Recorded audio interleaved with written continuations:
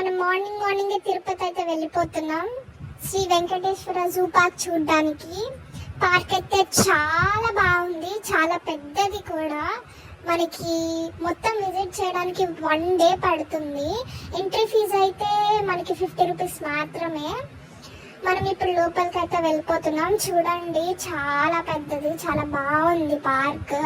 మొత్తం greenery. Enter అవ్వగానే cycles అయితే కనిపిస్తాయి. ఇక్కడ సైకిల్స్ రెంట్ కి అయితే ఇస్తారు. ఓన్లీ కాలేజ్ స్టూడెంట్స్ కి మాత్రమే.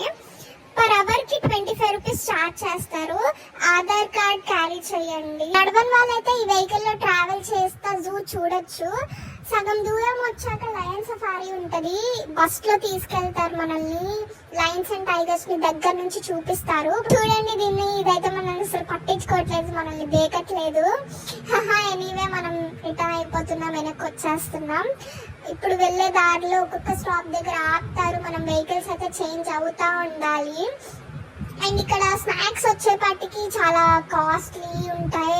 మనం బయటకి అయితే వచ్చేస్తున్నాం, మనకి లేట్ అయిపోతుంది, ఇంటికి వెళ్ళిపోవాలి.